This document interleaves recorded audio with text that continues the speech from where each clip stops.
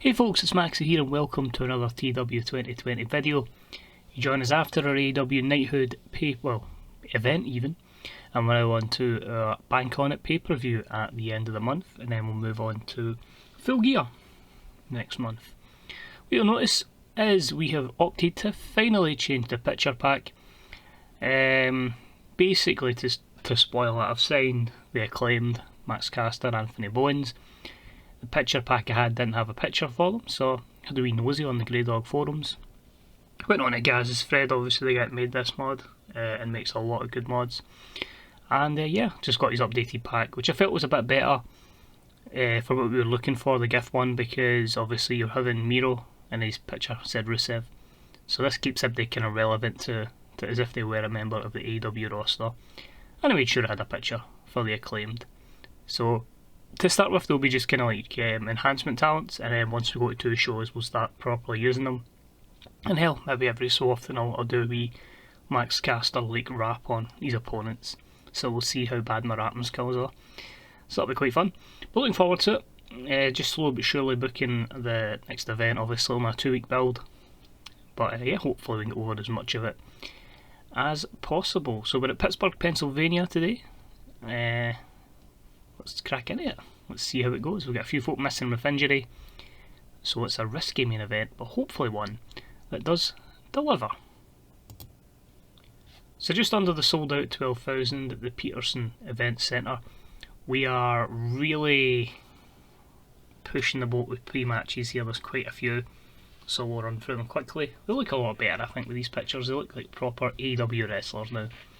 But we had the Butcher and the Blade defeat El Lindaman and T-Hawk in 9:39 with the Blade pinning El Lindaman with a neck breaker. That was a 43. I'm determined to get them over, that's for sure. We had Abaddon defeat Anna Jay in 7:08, the star of the show losing to the member of the Dark Order, and that was a 39. We had a very good matchup here, even though it says it's terrible wrestling, as Tommy End defeated Brandon Cutler in 5:43 with the end of the line. A 71. Tommy End looks like $1 million, so that's good to see. Good win for him. After the matchup, backstage, Eddie Kingston again. You know, Brandon, you're still down in your luck, man. You want to turn that around, come see me. So that was a 38. Again, no answer given, but he's got Cutler thinking. Then had Brian Pillman Jr. defeat Peter Avalon in 9:11 with the Tornado DDT. This was a 59. So a good win for young Pillman Jr.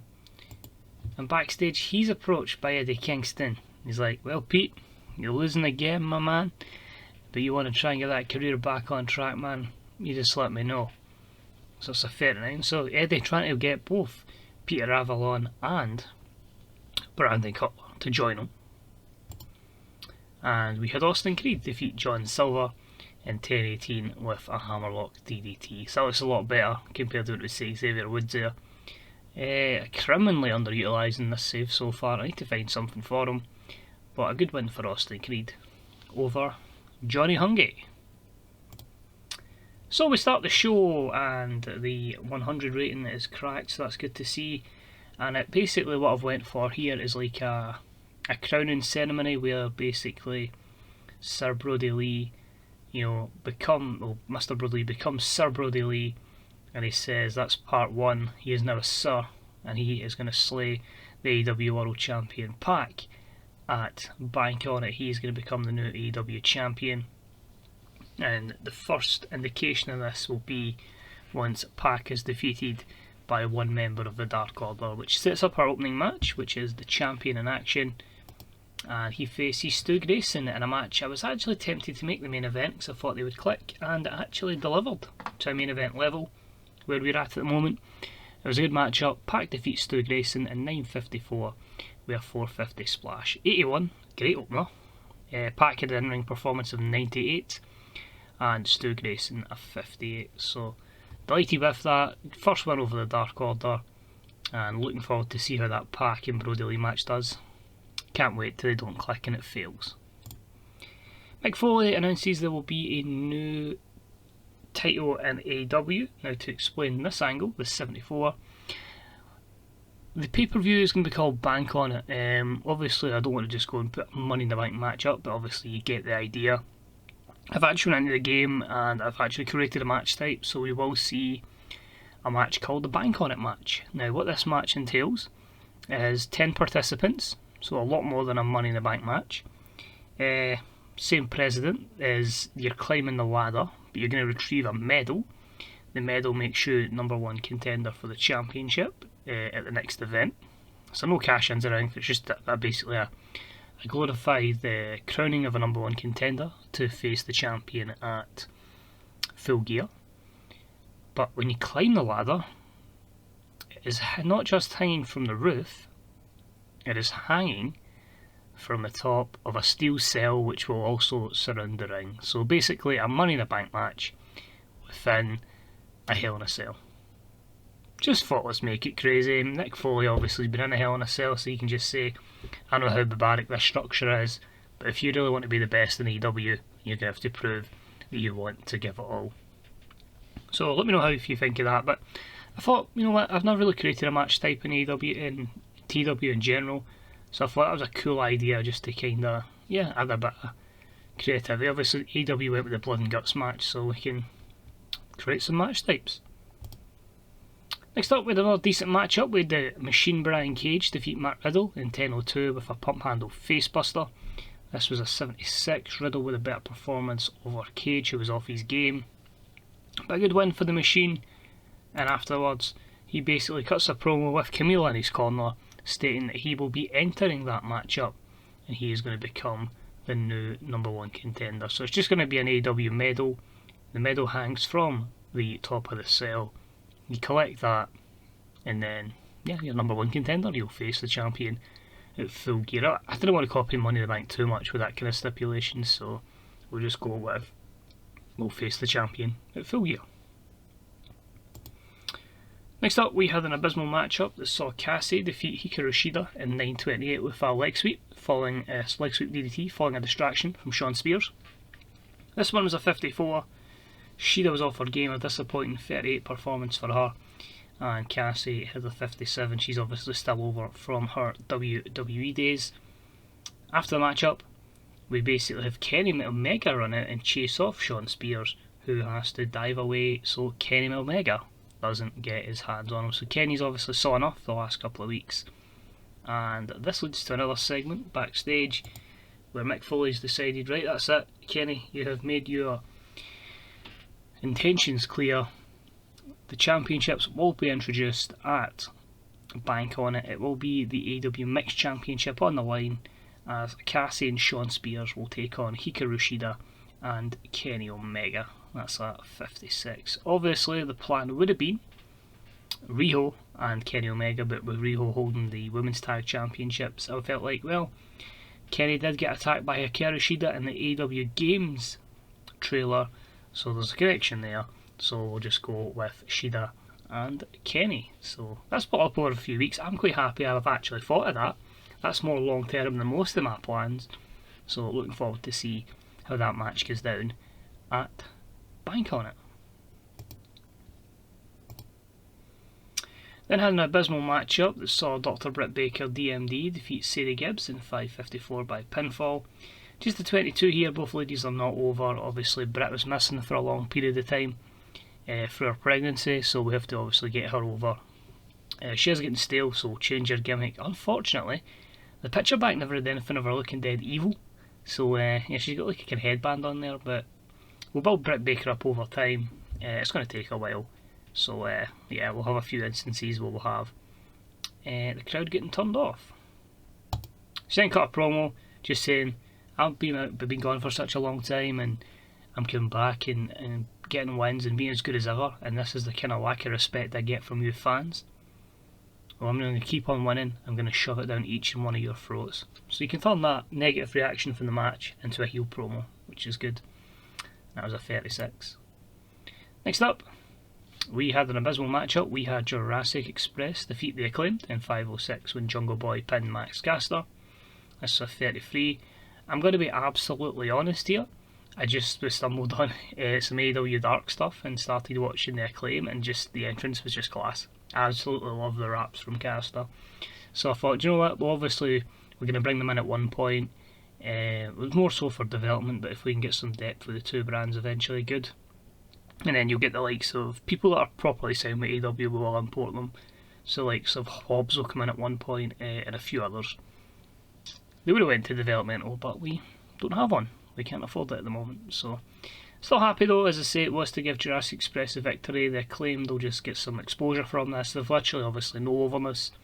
So even just putting them on national television, even in a losing effort, can still give them a bit of a boost to their popularity.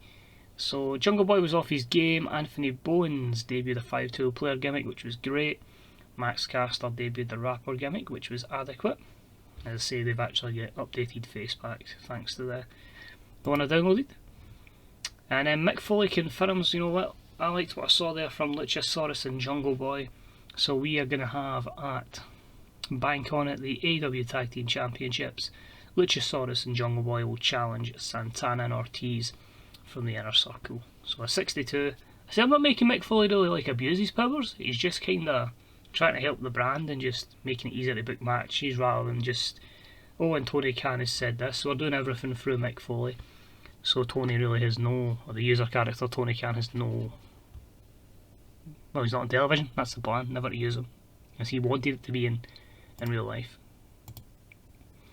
Next up we had tag action. It was a terrible matchup that saw both returning Kari Hojo and Saraya defeat the team of Nyla Rose and Killer Kelly in 8:49 when Kari Hojo pinned Killer Kelly with a spear. This was 61. What I need to watch is that all my more talented females are babyface, and I don't really have much in terms of the heel side apart from, to be honest, Shayna. That's about it. I've still got a couple that are going to debut, but they're all slated to be babyfaces, so I think we might have one that might need to change that face, that disposition. But the women's division is going to really be one thing I'm going to focus on, because it's going to really need to develop a lot, especially when we do go to the two brands in January. Although I might make it that all the women go on one brand, so that can really give a tiers to the division and maybe even introduce yet more championship belts. But still very good, happy with that. Saraya and Kerry look $1 million.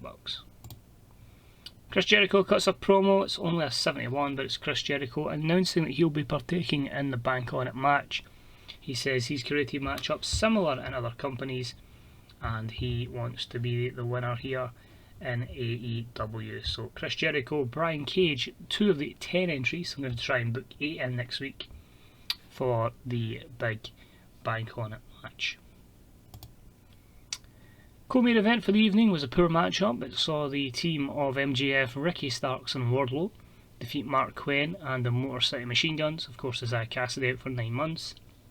In 10:25, when MJF pinned Mark Quinn with a Swanton Bomb. A 74, which is fantastic. Obviously, MJF is way above everyone else in terms of in-ring performance, but matches like this are only going to benefit Ricky Starks and Wardlow down the line. So happy with that, Quinn off his game, but overall I think it does its job that we're looking to do here, and as I say, with our product we don't necessarily need everything to be delivering crazy ratings. Just the main event.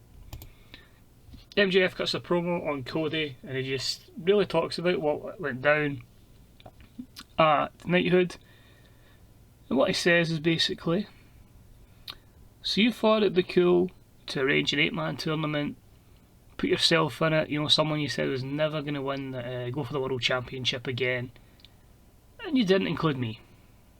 So is that cool? Would just ignore me? You know, your most talented upcoming superstar would just ignore me?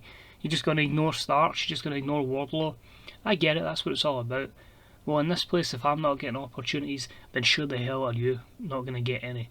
And I'll make sure that remains the case, because I'm better than you, and you know it. So an 82 promo from MJF, and he's really not happy at Cody's antics from Knighthood.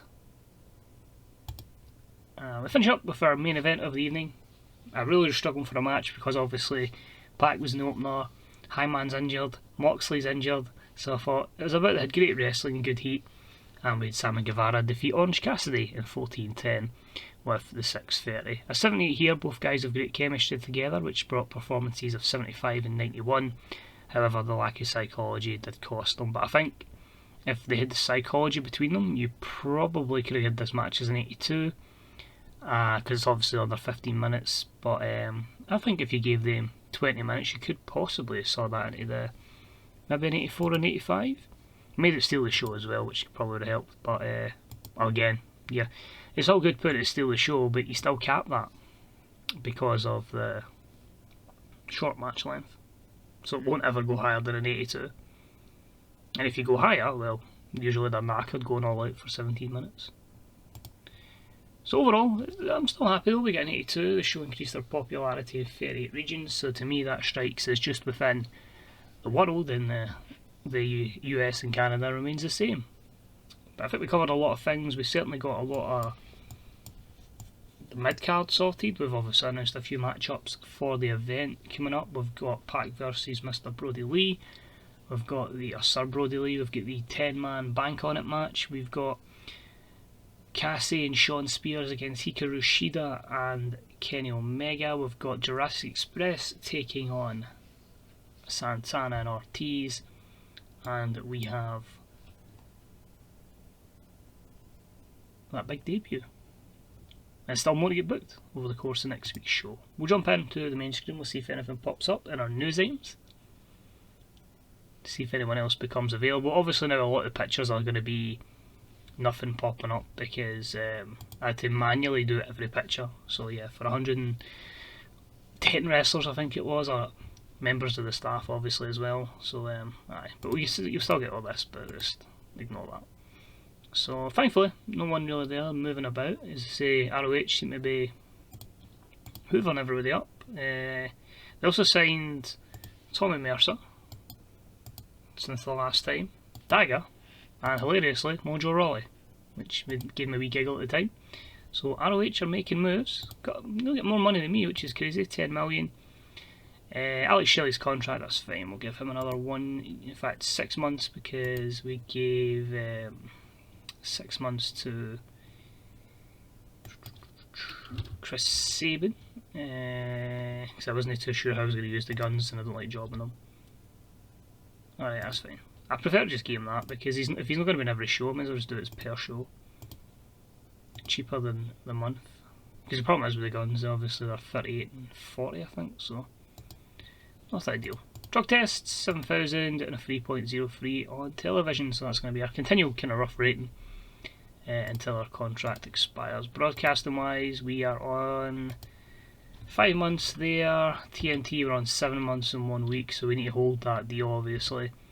You can see though that everything else is kind of tied up to under what the TNT deal is, so basically I can put that to 1 month and then negotiate everything at the one time.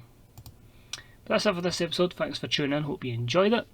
We'll move along and book next week's Go Home show for Bank On It. So hopefully you'll join us for that and join us for the pay-per-view. And yeah, thanks for watching, see you soon. Bye bye.